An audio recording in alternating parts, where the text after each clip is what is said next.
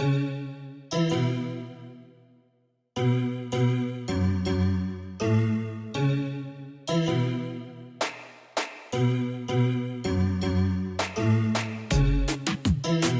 my loves. This is Adrienne, and I am coming on just to introduce you to this next episode, which is kind of a hybrid. It's from the Election Time with A and B series that I've been doing on my Instagram, and it also is all about solidarity, and solidarity as love, which is the theme of this year for us. So I think it's going to be a really powerful conversation for you to listen to. My guest is Vanessa German, who is an artist and a poet. She makes incredible sculpture, incredible watercolors. She is always creating. She's someone who I think of as a constant creator. And she moved to Asheville, North Carolina, in 2021, a few years ago. So we are talking as relatively new Southerners facing hurricane season. And yeah, there's a lot of beauty in this conversation. I hope it nourishes you the way it did us.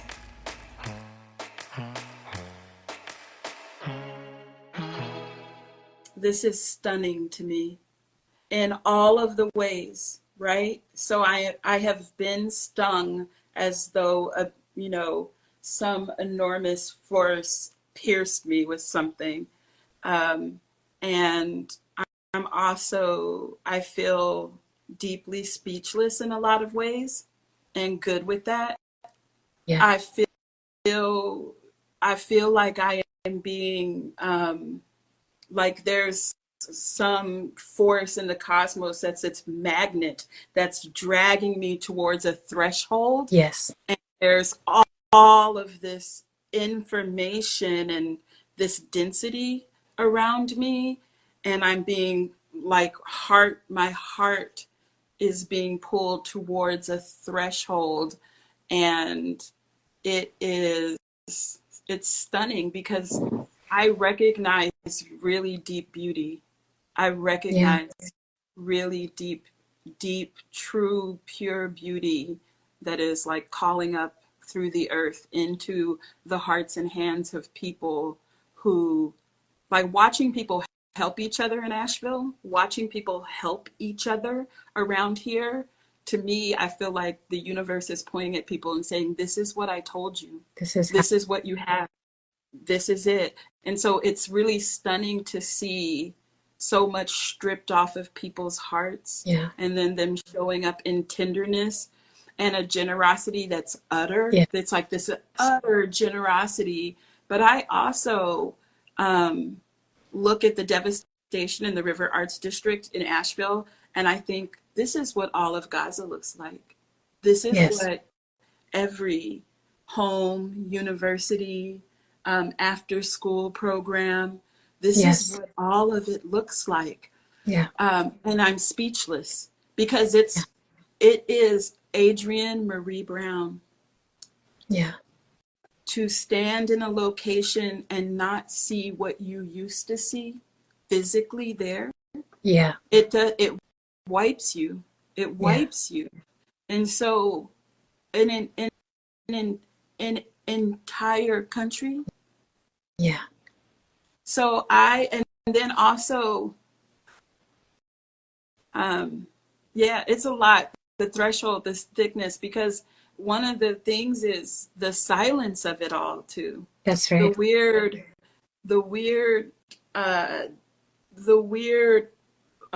The incredibly awkward performance of casual normalcy. Ooh, it gets me. That's how I am. But I also am being drawn to see connections between everything. Is that happening to you? Well, let me back up a little bit. I'll just say, this is what, the last year has felt like for me. And I think even longer, but in some ways, this is what, since I got politicized in the world, there's a way that I have always felt this like dissonance between what's actually happening and then what we're being told is happening and what we're being told matters. And then it heightens and, goes through this moments where it really heightens. And for the past year, it's felt really heightened, where I'm like, you know, I don't know how to talk to people if we're not talking about genocide, and not just one genocide, but I don't know how to talk to anyone if we're not talking about that. And this series of conversations was like, how do we move through an election cycle where no one's talking about that? And is there any way to do that with integrity? And, I'm reminded that when I was in Asheville, the first question I was asked was basically be like, can you give us permission to vote for whoever we want to vote for? Something like that. And I was like, I'm not your mom. I'm not in charge of what you do with your life. Like, but I understand that feeling of like, can someone tell me that there is an answer, and can someone point me in a direction that is clear?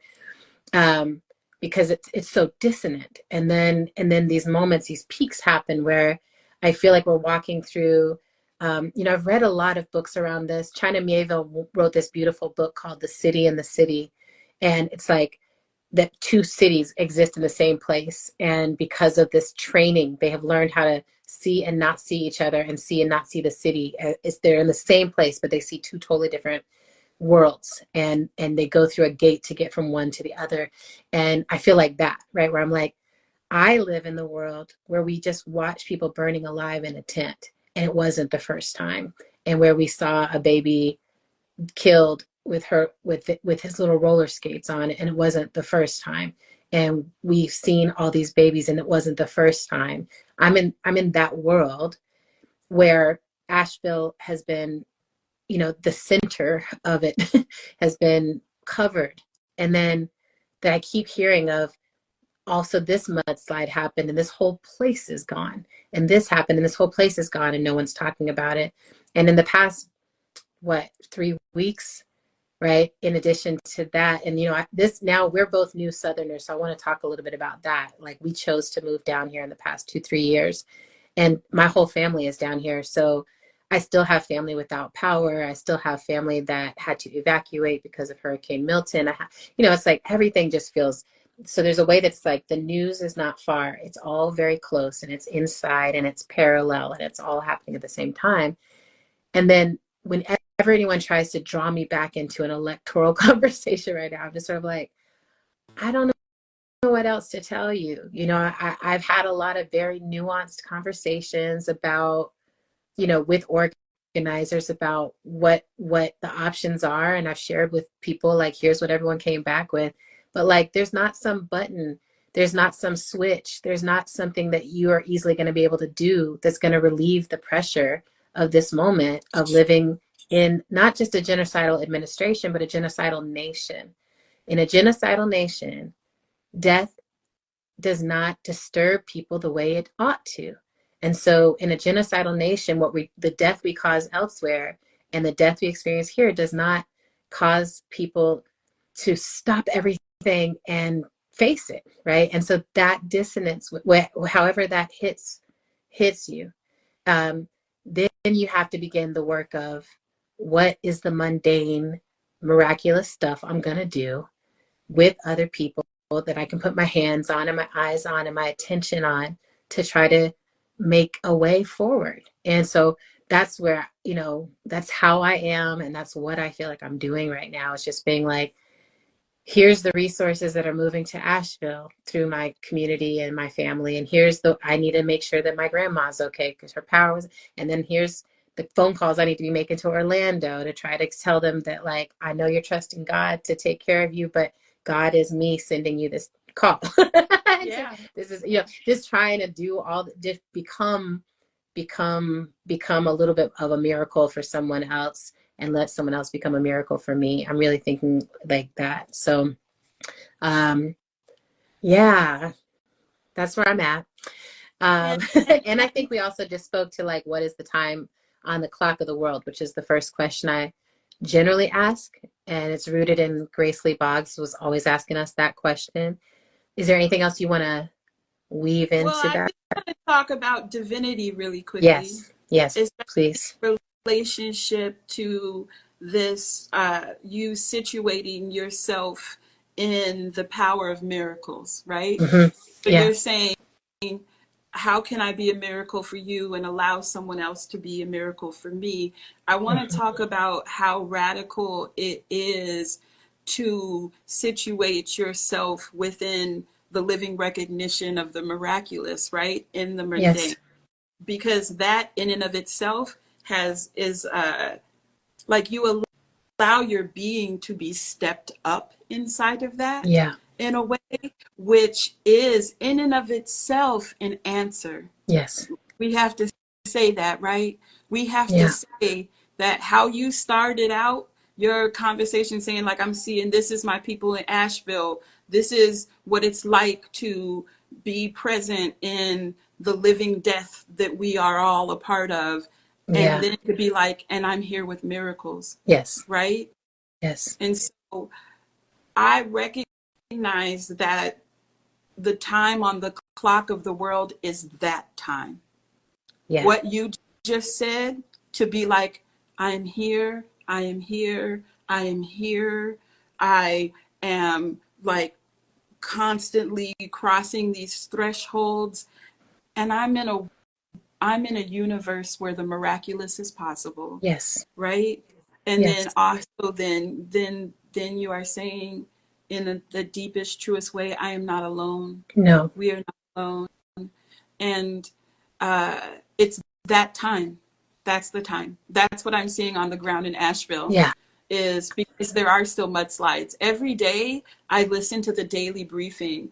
Have you ever lived in a state of emergency before, of a climate disaster, and seen like how the city switches how it communicates? No, I don't think I had. Not, I've been in places where it's been like things that are like I lived in Detroit for some very, very rough winters where it was like, okay, suddenly people are stuck. People are caught in their cars, or people, things like that. And you have to shift into this other orientation, but not something at the level of like,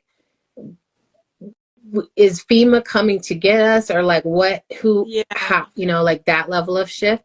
I've supported several from offsite. right. So, like watching Asheville, I was like, oh, I remember that in Katrina. I remember that in other places, but Yeah, yeah, every day all of the different sectors do a briefing, yeah, and it comes on the public radio station. And so all the different counties can come in and they'll say, we got water back to here. right. We fixed this one roadway, so this community isn't cut off anymore. But rest assured, some of these communities only get water because there's a helicopter that brings it in Yeah, and lands it. Some yes, of these places only are getting oxygen because people are putting it on their back and hiking it out to them. yeah, I listened to the daily briefing today. In the county where I am, there are still 92 people missing and totally unaccounted for.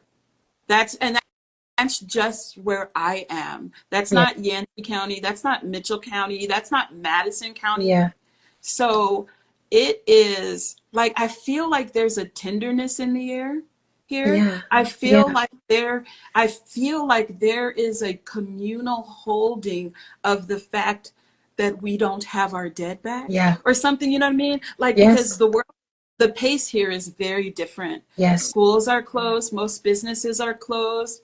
The yeah, grocery shelves are really humbling, yeah, because we're so used to having 87 different kinds of breakfast cereal, and you're used to having many different kinds of milks. The grocery store shelves are really humbling. So the yeah, pace of things are different here, and there's quite honestly not very much for people to do. right, There's like school isn't, and so there's when I go to walk, all the dog parks I know have been wiped off the earth. Like, so I go to right, this little park that might have 15 parking spaces.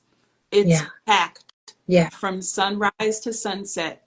And I notice that people do seem to be moving about the day with a gingerness, with a tenderness, and a softness in speaking with one another, that's right, and a tenderness with speaking with one another.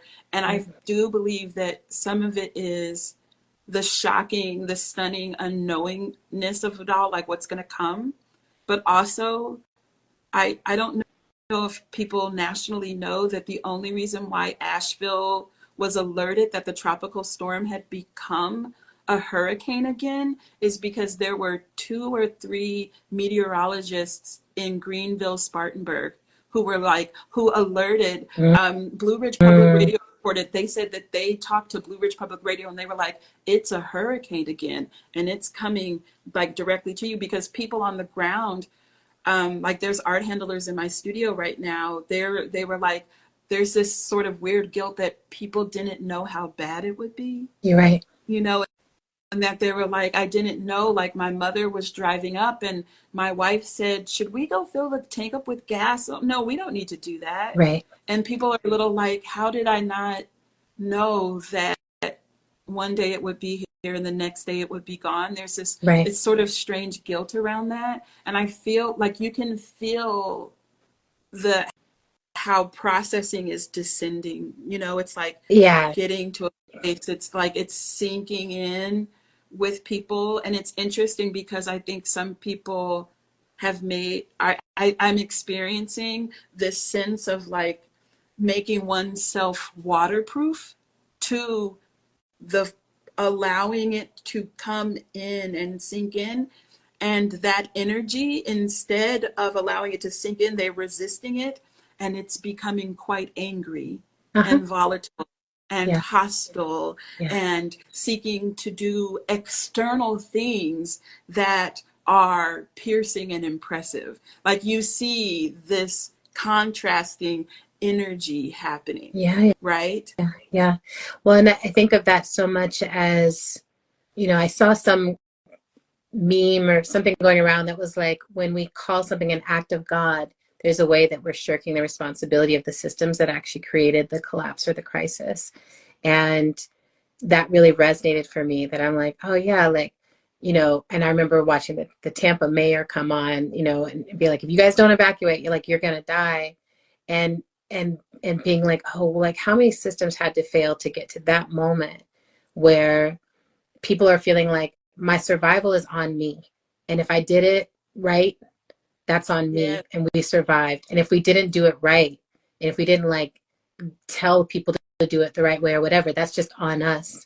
And now it's like, who finds a way? Who's asking? And it's just like, these are man-made created crises, Listen. but the person, the man, is not usually within reach. You can't walk to them. You can't reach them on the phone. You can't, right? They are corporations. They are lobbyists, and they are governmental bodies that, they're out of reach when the time comes. And so I have been so moved watching Asheville turn and being like, oh, it's the folks that, I think of them as the emergent strategists, but it's the people who try, it's the people who care, it's the people who are like, we DIY, we've been DIY, we gonna be DIY, and we DIY, and we have a sense of, here's the materials needed in a crisis. And this has actually been my thesis, I think, for over a decade now, which is, they're not going to pivot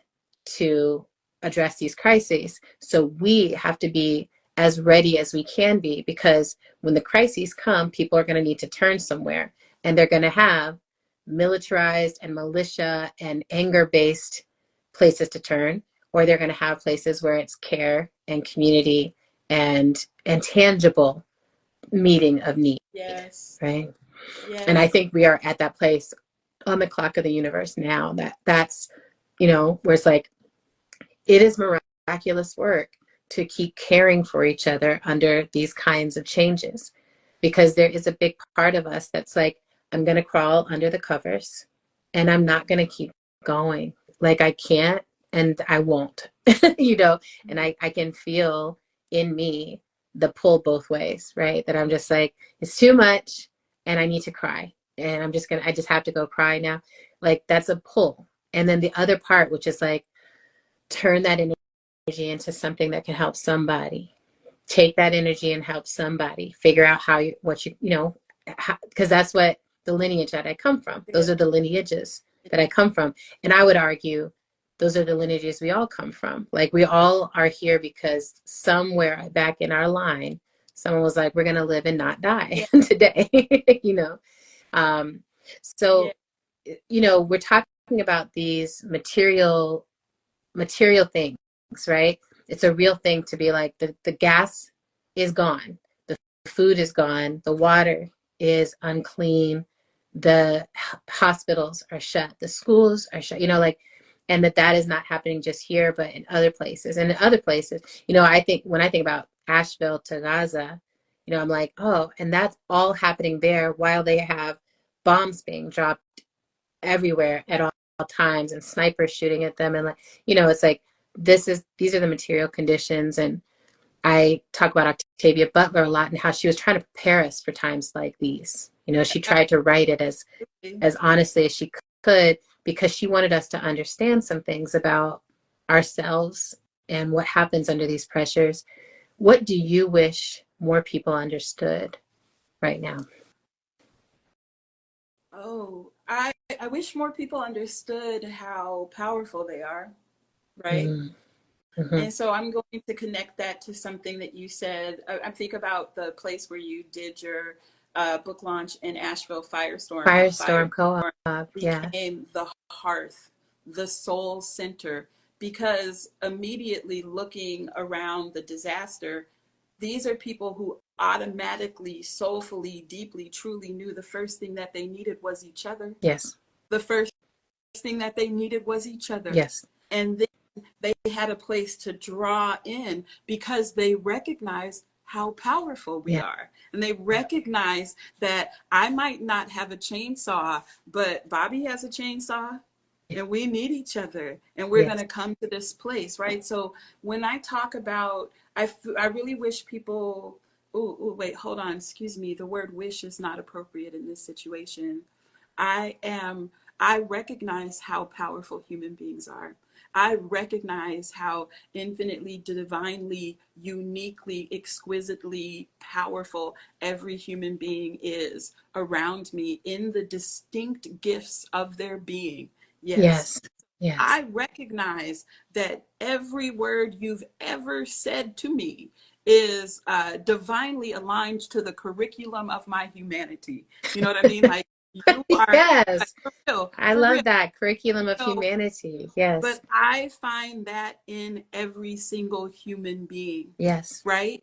Yes. At the veil, as I bear witness to the live stream genocide, the veil of powerlessness is being lifted from my eyes That's and right. from my heart and That's right. from my soul, right? And so I encourage human beings to return to the space of deep listening to one's own heart, to, Yeah. and to be inside of the power of the self within the heart, right? Mm-hmm.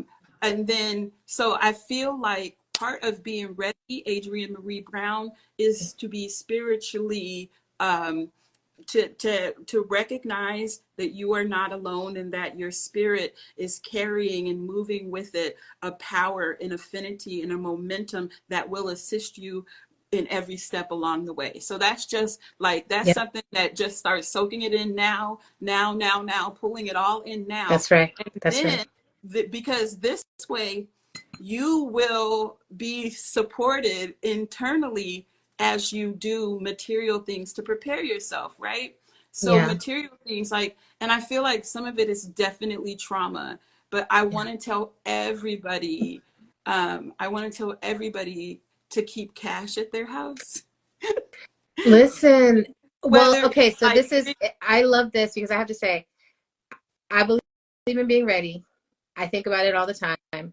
And, I've been talking about Octavia Butler's Go Bag my whole adult life. I've been a whole adult life. I'm like, you need a stack of cash in your house that you don't touch.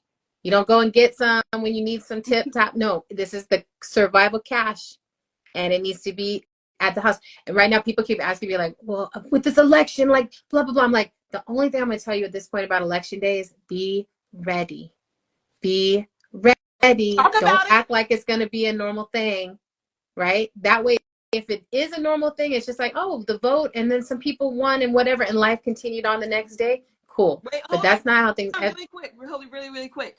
No matter what happens, you can be your own normal thing, That's right? right. You That's right. be your own normal thing. You're gonna be Because your own normal thing. You're gonna be living your life. You're gonna be living your life. But I keep telling people, I'm like, be ready to um, care for people and care for yourself why and be is it cared for. exactly what my spirit was saying? Be ready to care for people. That is exactly what was right here. That's what it is. Yes. That's what Yes. it is, right? That I'm just sort of like, we're not in a solution, we're not in a mature political time.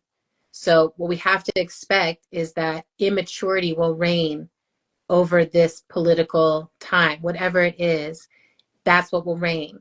And immaturity shows up as dishonesty. It shows up as tantrums and violence. It shows up as divisiveness where it is not actually useful or necessary or even honest.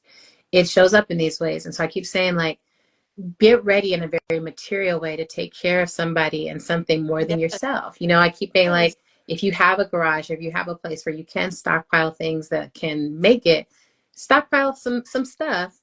Let that be your contribution. Whether it's cash, you should have some water, you should have a radio, you should, anyway, the list Other I've things. posted my list, other people are posting their list. But if you look at what people are asking for now in Asheville, those are the same things you are going to need soon.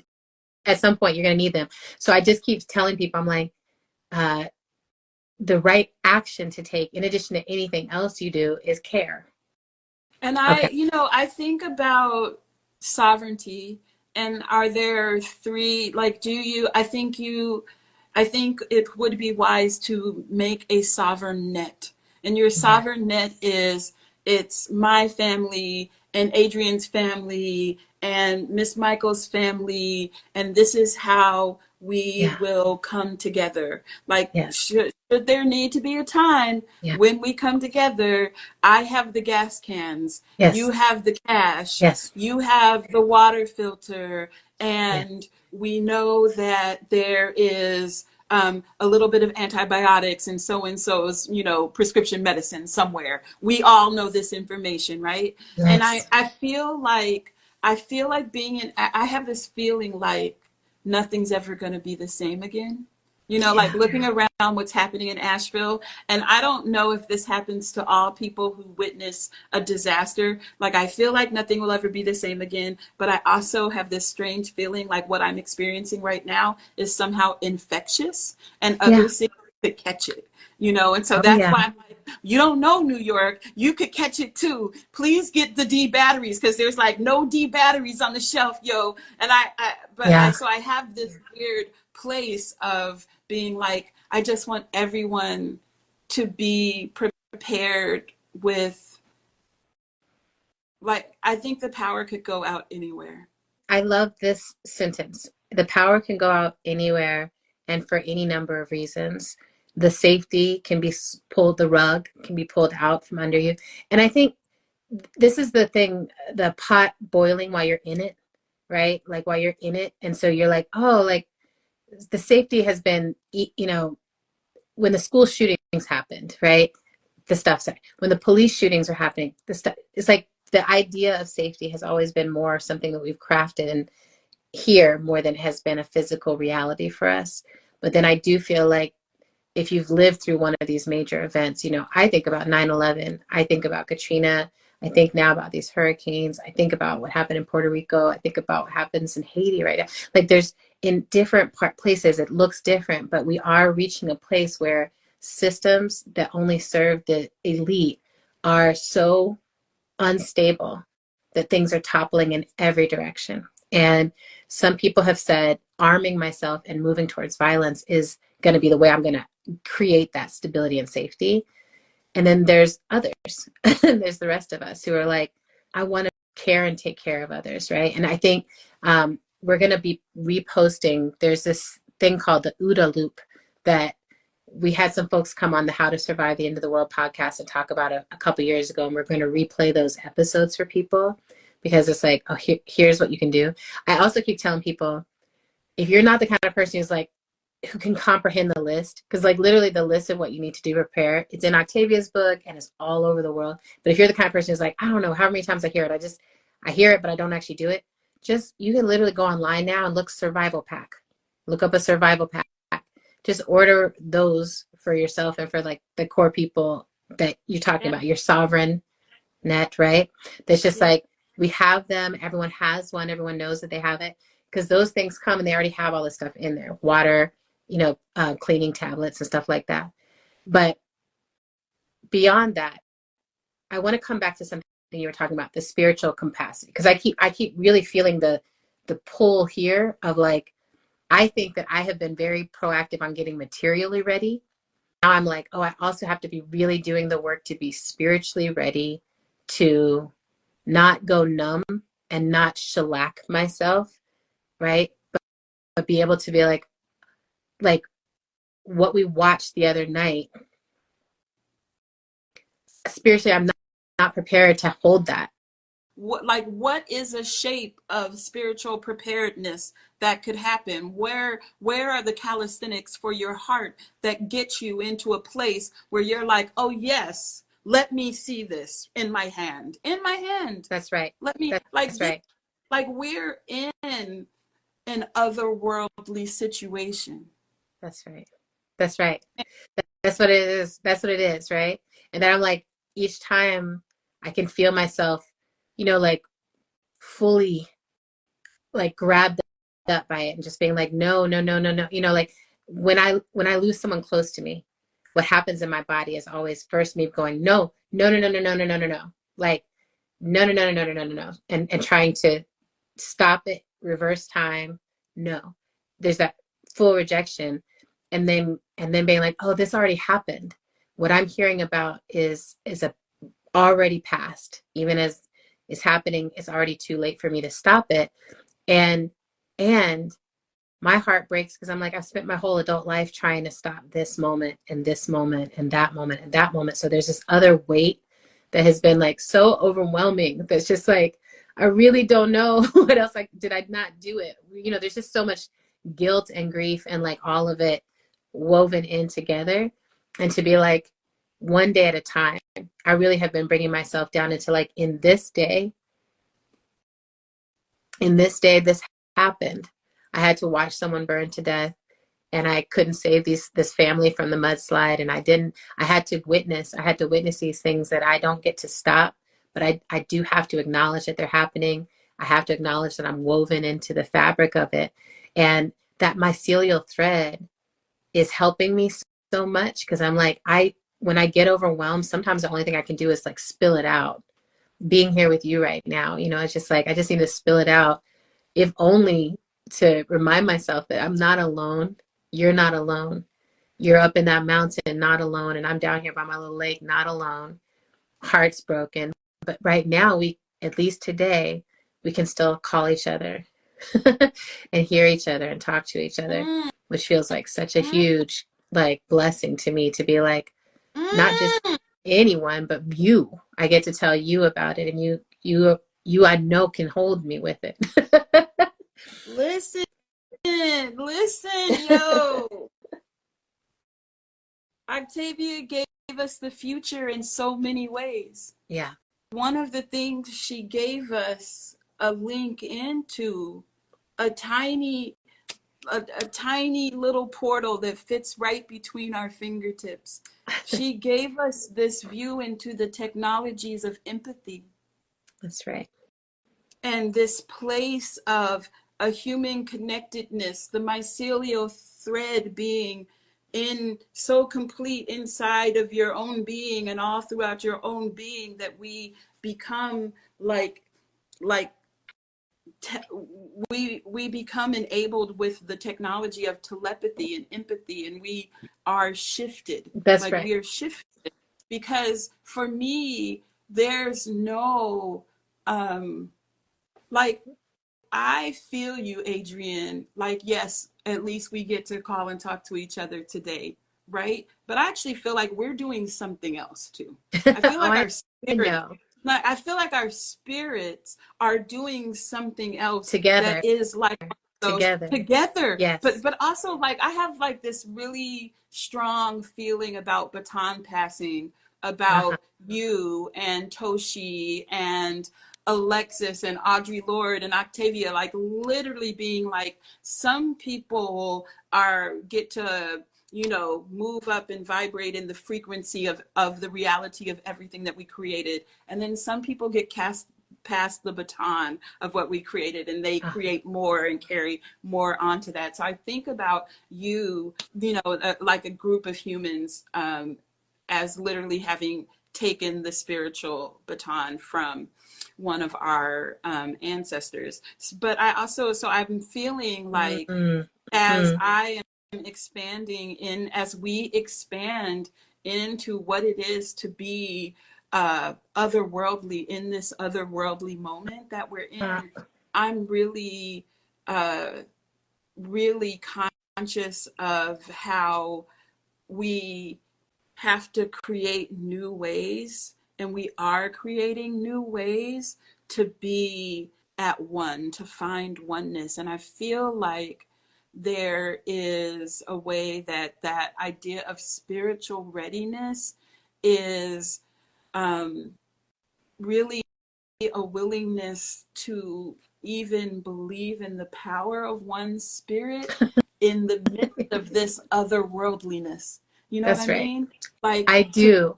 yeah. I really, And really do. and I feel like it is like, I feel like a couple of things I want to say that are scary for me to say. One, I really, really, really want to point the finger and blame somebody for the hurricane in Asheville. Like, I really, Yes. really want to go and be like, no, this is your Yes. fault. You did this. Yes. You were negligent. You're like, it's you, and you Yes. have to, and like, what is like, you have to say it was you, like, or something. It's like a Yeah. little, I feel like a 4-year old on a playground. I'm like, say you did it, You did it. say you ignored all the things that would have, say it was you. I feel I definitely have some of that. And I also have a lot of feeling of like, how are we, how are we with these options for our election? That's, I'm doing a lot of that too. Yeah. I really feel this, um, it's been so helpful doing this series of conversations for me with regards to that. First of all, I just want to say the legacies I see you picking up are Faith Ringgold and Nina Simone. So I want to say, like, Mm. I feel a lot of legacy. I love that way of thinking of it, that I think there's so many people I meet who are constantly like, I'm saying a new, brand new thing and it's new. And I'm like, the folks I roll with are like, I'm picking up this one, that one, that one, and I'm trying to weave it into something, and that our lives are at these intersections of weaving. So I'd had to say that. That was Thank a you. pin that I had to put in. And some other day, some other time, we'll have a conversation over who we actually want to be calling through us too. Mm. Because I feel like sometimes I got grabbed up by ancestors who are like here. And then there's You also folks feel that I'm like like, you got grabbed up. You I got do. grabbed up, You feel and I was just like, hold up, wait, I also want to make sure I'm, like I've been really moving, like looking at Thich Nhat Hanh and being like, I need more of that. I need more of you also up in this mix. Help me. Help me, Ty. yes. So, Yes. but I feel like there's that spiritual piece about like being as ready as you can be. And for me, the readiness is if I can turn and be like, that is, do not deny it, do not shrink it, do not justify it, do not let anyone off the hook for it. Like this the most spiritually accountable thing to do right now is to accept that this is a reality. This is this American experiment. I keep saying I think it has failed. I'm a post-nationalist. I love how you speak about this otherworldliness, because it is like we have to be imagining another world, because this one has been so decimated and hurt and wounded. And what we have to imagine is something whole, connected, healed, healing, a place where we get to be. And so having all these series conversations has been really helpful for me in some ways, decentering the election, right? Even though I'm calling it election time with A and B, because I'm like, come on in, you want to talk about the election? Come here. But really what it is really what we're actually doing is like decentering that part of the conversation, right? Because unfortunately, the sad news is we don't have an electoral solution to genocide, and we don't have an electoral solution to climate catastrophe right now. We don't have an electoral solution to those things. We do have electoral solutions on some other things. We have electoral solutions potentially on abortion, on trans rights, on some other things. But these things, which are non-negotiable and cannot be shrunk, there's not an electoral solution for. So whatever you choose to do with your personal vote, do it, and let's never talk about it again. I really don't care. To me, what I care about is, what are we all doing together? What are we doing together? And I've uplifted everything that I can see people doing in blocks and en masse. And, and I say this all the time, I'm like, I trust an organizer on a bad day over a random stranger on the street on a good day. Like, I trust people who are like trying to understand how to create change, right? So if you're coming and yelling at me about how dare you, blah, blah, blah. I have people call me liberal. I'm like, are you kidding me? It's so sweet that you think that will do anything for, I mean, like, hopefully it does something for you, right? I'm like, I always want people to be moving further to the left. So I'm like, good. But in this election, I'm like, no one's going to give you, there's an answer that works, right? If you choose to vote for third party and that's what you want to advocate for, fine. But do put your weight behind it. I'm like, don't just do that and then not create a system that actually has a multi-party viable reality, right? I'm always like, okay, but then put your weight behind whatever choice you move towards, put that weight behind it. I like organizers because they're like, we're going to do this to create this terrain to do this, right? And I think about that a lot. But I have to admit, I'm like, I don't want to be rearranging deck chairs on a Titanic. I really want to be figuring out, like, what are the lifeboats? Where are the lifeboats? And where is the closest landmass? And do we know any mermaids? And can we talk to the whales about whether they can help carry us a little bit? And like, just how do we get more creative about the fact that the collapses that we have been anticipating are all happening now? And the systems that created those collapses, they're not going to be the ones that get us out of this. They're not going to be the ones that get us through that. We're going to be the ones that get us through this. That's the biggest thing that keeps, I'm like, how are we going to get us through this? Act like we need each other. I keep quoting Ashley Woodard Henderson. Act like we need each other. That's the only wisdom I've got right now on it. Shake these bones, oh, we're gonna shake these bones, oh, we're gonna shake these bones. I hope you enjoyed this conversation with Vanessa. There's actually a whole another hour of the conversation. If you go on my Instagram page, you can find the rest of the conversation that I had with Vanessa. We just keep diving deeply into that spiritual realm of understanding this moment. So yeah, you can find the rest of the conversation there, but I hope you enjoyed this and pass it on. Love you.